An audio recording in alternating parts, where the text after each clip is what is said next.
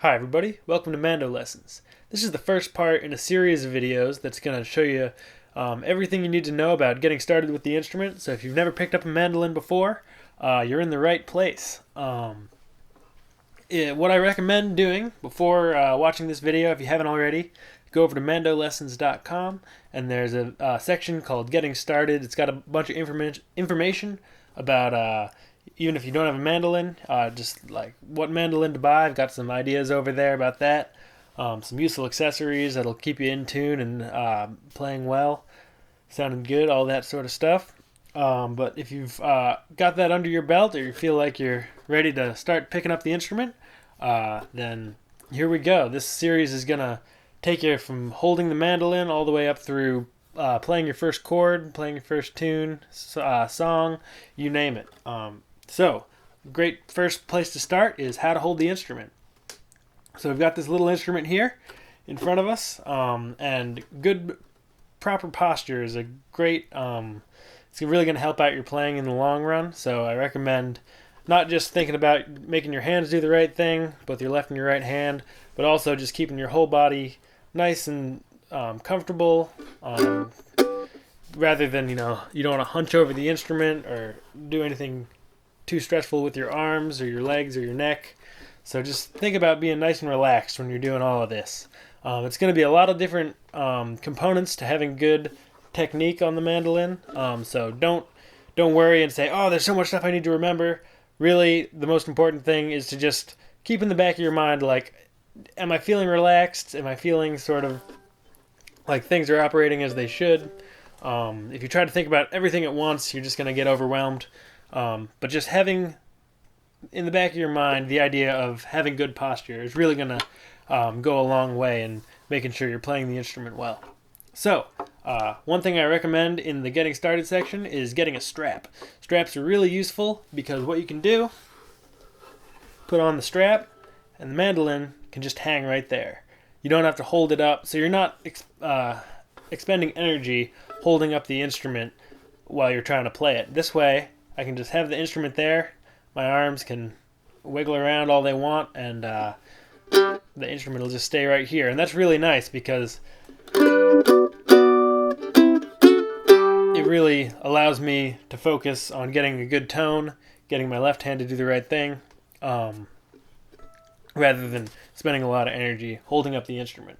So, like I said, nice. You want to have your shoulders nice and loose, your arms nice and loose. So if you've got a strap, great. Just kind of hang it around your neck. Give your arms a little shake. Make sure everything's nice and loose. If you don't have a strap, you just lay the instrument down in your lap and then do the same sort of thing. And just sort of take a note of what it feels like for your body to be relaxed and your arms to be relaxed. And that's something you want to be aware of, so that when you're playing, you're invariably, as you learn to play the instrument, you're going to get tensed up because there's so much stuff to think about, whether it's how the tune goes or all the different variables that go into playing an instrument. Those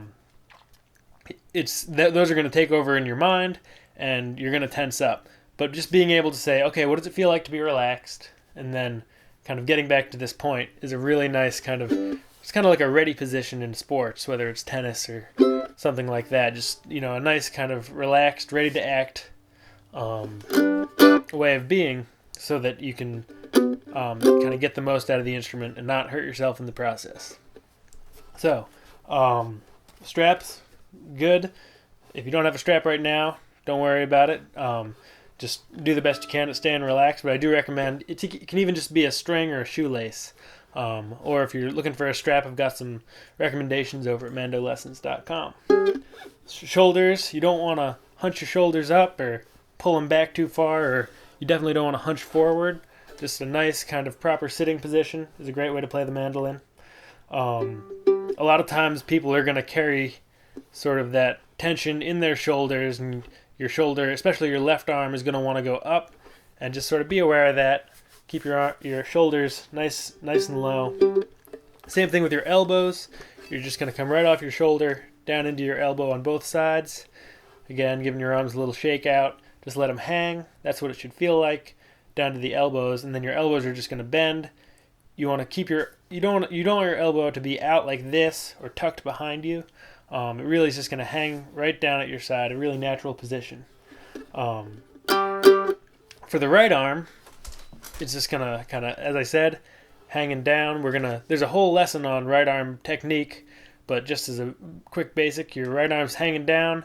It's going to bend at the elbow. I don't even have a pick in my hand at this point, but it's just going to bend at the elbow and come across. You don't want to stick your elbow out or tuck it in. Just kind of nice relaxed position up over the strings. Same thing with the left hand.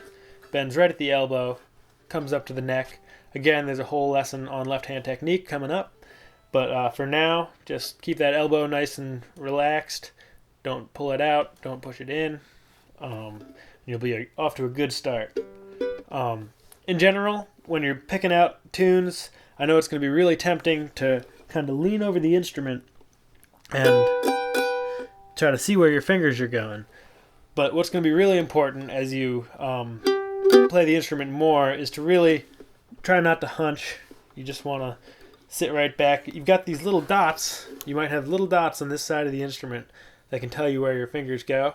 If you don't have them, maybe you can draw them on with a Sharpie or something if you're into that sort of thing. But you'll also get used to just sort of feeling where your fingers go rather than relying on your sight. Sitting up straight, as I said. Now, instrument, for the most part, you're going to want your instrument at some amount of angle. We'll get into this further in a future lesson, but a little bit of an angle is great. It also helps the instrument sit. If I have it flat, then it's going to want to tip down. But if I put the instrument at an angle, it just kind of sits there against me. And that's really helpful, just so you're not, again, holding up the instrument. Everybody with their strap kind of has a different height preference. Some people play way up here. I find that a little restricting for my right arm and my elbow. Some people play way down in their lap. I find that a little loose. I have it hung just about, so it's a little bit over my legs here. There's a little bit of space, not a whole lot, maybe an inch or two. But just find a place that's comfortable for you in that respect. And you can always change it up later if you're playing and you're sort of thinking about how everything's working. You can always go back and experiment with different strap heights. If you do have your instrument down in your lap, what some people will do is somehow get their left leg up in the air a little bit, whether it's putting it on a book or a little stool, or some people will just sort of put their left leg on top of their right foot. It's kind of off camera here, but you can just kind of tuck your right foot underneath your left leg. That gives you a little sort of spot to rest your instrument. Some people do that. I don't. I find it a little bit it takes me away from having a good sort of sitting posture. But if you can do that and it doesn't feel like you're stressing out your body, by all means, if you think it's helpful, go right for it. A lot of great players do that. So that's about it at this point. Just as I said, keep in the back of your mind what is good sort of total body posture when playing the instrument. Avoid hunching. Avoid bringing your elbows out. Kind of get into this nice ready position. As I said, the next couple lessons are going to talk about right and left hand technique, and then we'll get right into playing. So thanks for watching. If you enjoyed this lesson, there's a couple ways to donate over at mandolessons.com, and that's always appreciated. But these lessons will always be free, so I hope you enjoy them all the same. Thanks for watching. Hope to see you again soon. Bye-bye.